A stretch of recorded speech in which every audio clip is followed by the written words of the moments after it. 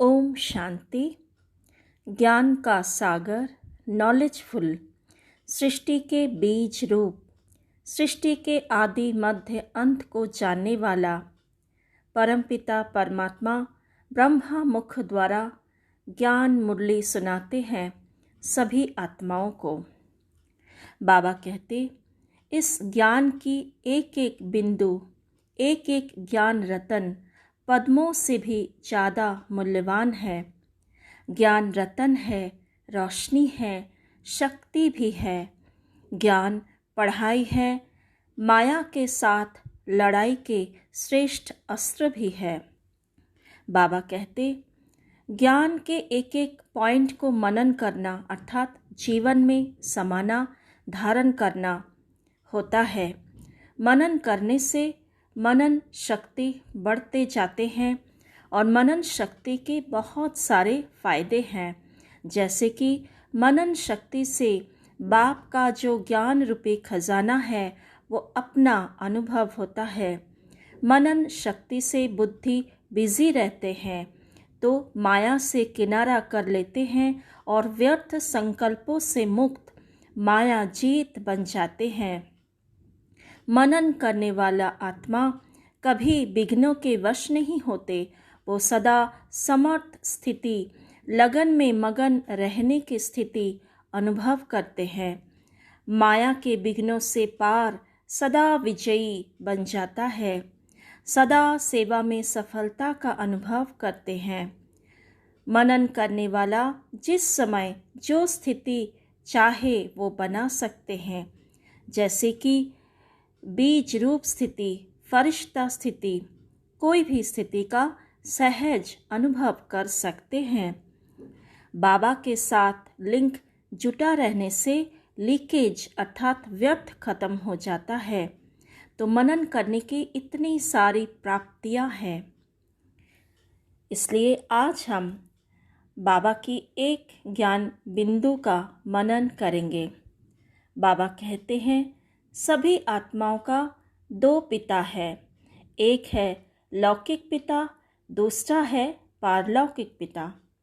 तो इन दोनों में क्या अंतर है और सबसे बड़ा कौन है? लौकिक बाप का साकार मनुष्य शरीर अर्थात देह है।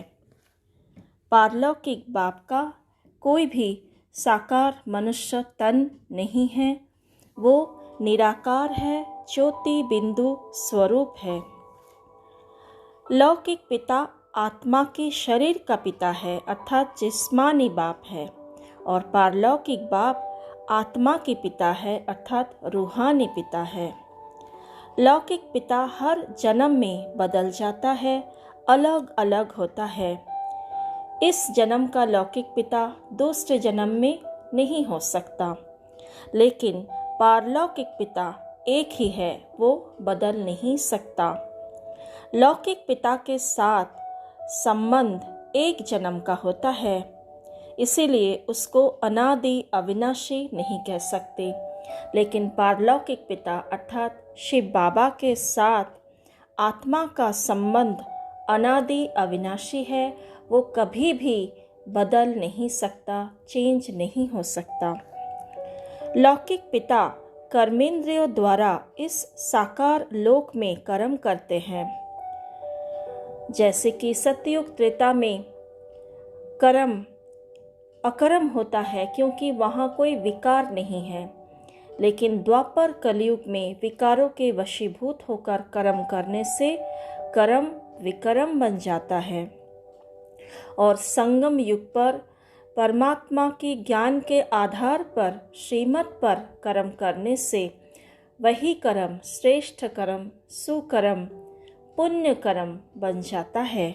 तो लौकिक पिता अकर्म, विकर्म व सुकर्म कर सकता है, लेकिन पारलौकिक पिता निराकार भगवान भोलेनाथ, उनका कर्म सदा ही अलौकिक है, दिव्य है।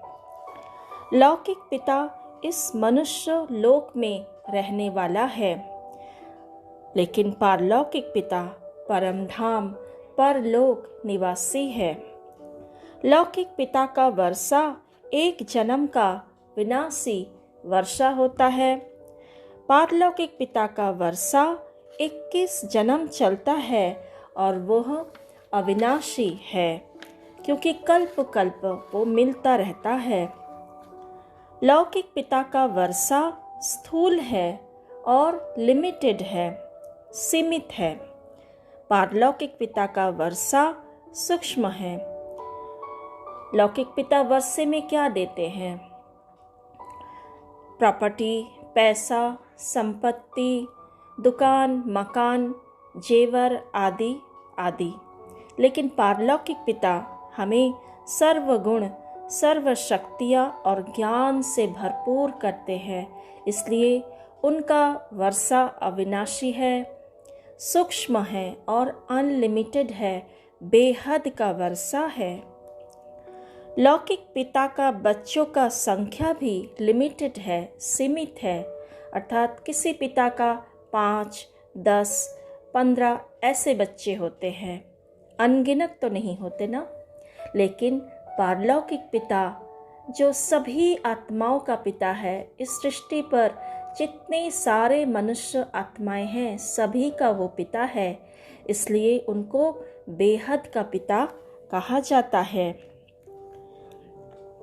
लौकिक पिता जन्म मरण के चक्र में आते हैं, माता पिता का पालना भी लेते हैं, लेकिन पारलौकिक पिता जन्म मरण के चक्र में नहीं आता, जन्म मरण से न्यारा है। न उनका कोई माता पिता है, न वो किसी का पालना लेते हैं। इसीलिए पारलौकिक पिता शिव बाबा को अजन्मा कहते हैं। लौकिक पिता का शरीर है, इसलिए उनको भोजन आदि करना पड़ता है, लेकिन पारलौकिक पिता का कोई शरीर नहीं, इसलिए उनको अभोक्ता, असोचता कहते हैं। लौकिक पिता के साथ बच्चों का संबंध सतयुग त्रेता में निर्विकारी होता है, रूहानी आत्मिक स्नेह रहता है। लेकिन द्वापर कलयुग में 5 विकार की प्रवेशता के कारण संबंध विकारी बन जाता है, अर्थात संबंध में रूहानी प्यार की जगह मोह, स्वार्थ आ जाता है। लेकिन पारलौकिक पिता अर्थात निराकार शिव बाबा के साथ सभी आत्माओं के, सभी बच्चों के साथ उनका सदा ही रूहानी आत्मिक निस्वार्थ सच्चा प्यार रहता है, क्योंकि शिव बाबा है ही निर्मोही, न्यारा, सर्व का प्यारा, प्यार का सागर। लौकिक पिता का नाम गुण व कर्तव्यवाचक नहीं होता, लेकिन पारलौकिक पिता का नाम गुण व कर्तव्यवाचक होता है। पारलौकिक पिता का असल नाम शिव है, जिसका अर्थ है सदा कल्याणकारी। इसके अलावा उनका बहुत सारा नाम है, जैसे कि पारसनाथ, क्योंकि वो पत्थर बुद्धि आत्माओं को पारस बुद्धि बनाते हैं। बबुलनाथ, क्योंकि कांटेदार मनुष्य आत्माओं में से 5 विकार रूपी कांटा निकलकर उसको देवता बनाते हैं, इसलिए शिव बाबा को बबुलनाथ भी कहते हैं। लौकिक पिता का जन्म कर्म के अनुसार होता है, वो सुख दुख के चक्र में आते हैं, अर्थात सुख दुख भोगते भी हैं। लेकिन पारलौकिक पिता जन्म मरण से न्यारे हैं, इसलिए ना सुख भोगते हैं ना दुख भोगते हैं।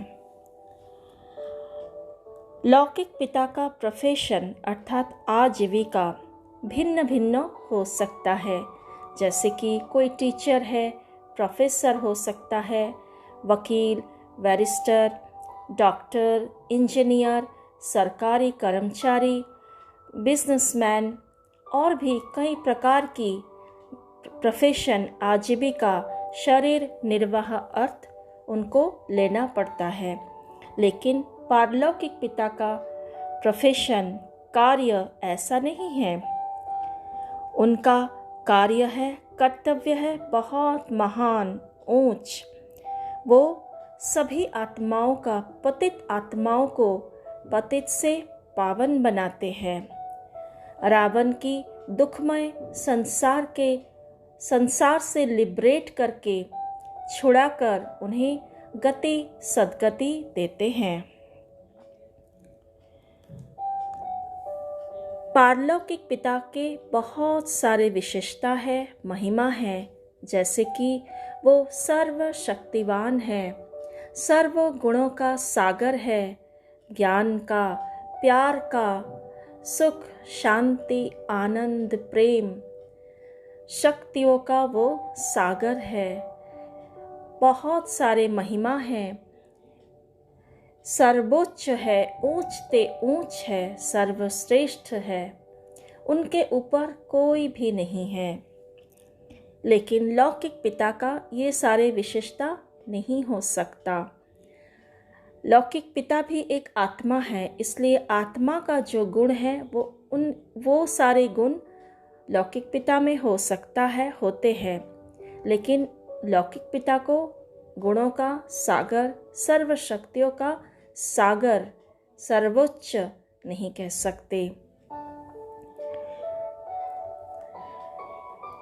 पारलौकिक पिता को याद करने से हमें बेहद का वर्षा अर्थात जीवन मुक्ति मिलता है, स्वर्ग का वर्षा मिलता है, स्वर्ग का राजाई मिलता है।